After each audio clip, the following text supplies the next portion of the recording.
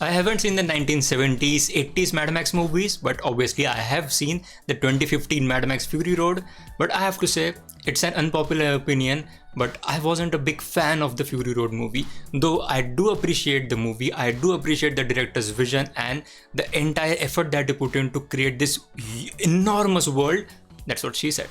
I did respect all the grandness of things, I did respect how creatively thoughtful all the huge action sequences were, but somewhere down the line, all these grand things, all these huge action sequences kind of felt exhausting to me. I mean, yeah, it's an unpopular opinion, but yeah, that did happen with me with Fury Road. But now let me tell you, Furiosa, the Mad Max Saga is actually a longer movie than Fury Road, but still, it doesn't feel exhausting. And I'll tell you the reasons why going forward into this video. But now let's talk about Furiosa. This is actually a prequel movie to Fury Road, and it is actually a revenge story movie. And this is quite important because all the revenge taking that is going to happen in this movie is obviously set up in the starting point of the movie. But here's the thing, this movie takes a good amount of time to actually set up the entire stage for the revenge that we'll have in the third act. So it takes time, it's built on slowly.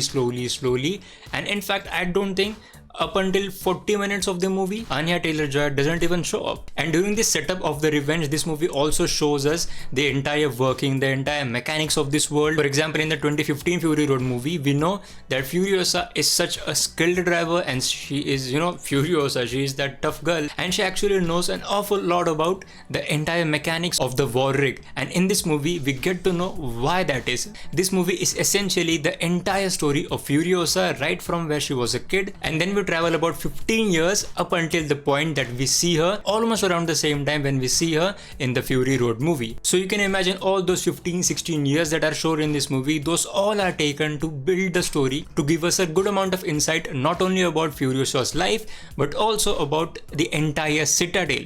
And yeah, talking about Citadel is back. So basically the world building and the time that the movie takes upfront, I appreciated that. Now I want to talk about how the first movie actually helped this movie. And by the first movie, I mean the 2015 Mad Max movie. So when you watch Furiosa, you are already aware of all the world of Mad Max, all the dystopian nature, all the dystopian world that we see in Fury Road. It is the same world here as well. Therefore, while you watch this movie, you already know the mechanics of how this world actually operates. Not the utmost details, but at least the surface level things are actually understood to you. Therefore, you are actually engraved in the story from the word go itself, because you know what kind of a character Furiosa actually becomes, the tough girl. Not only this, but we also know about Immortan Joe, we also know about the war rigs, and we also know about what kind of stunts to expect from this movie. So the first movie does actually help this second movie. Now I want to talk about some acting performances. First of all, Chris Hemsworth. Firstly, let me tell you, he wasn't quite recognizable. Though we know that that man over there is Chris Hemsworth, but the way he spoke, even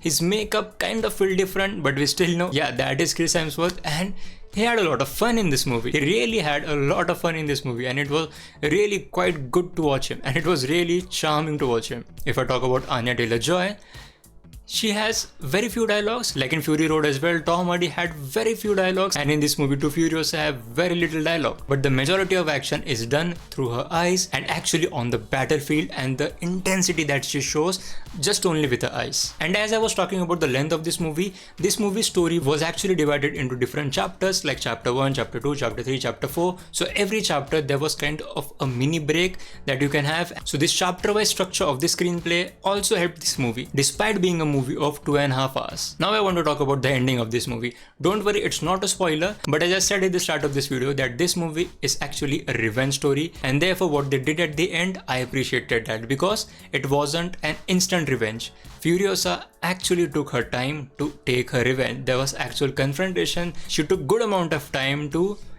settle the score, and I appreciated that, because I was expecting an instant death and instant revenge, but the fact that the movie actually took its time to take the revenge when the revenge was inevitable, I appreciated that. Lastly, I would like to say, this is a Mad Max movie. You get everything that you can expect from a Mad Max movie, the giant action sequences, all the giantness that you all know, but on top of that you also get the intricacies of how the world, how the Citadel works, how those cars and all those rigs actually work. Not a lot of it, but at least you get an idea of how things actually ran. Please follow me on Instagram and Twitter on the handles given below, and you can check out some other videos on my channel as well. And as always, thank you so much for watching.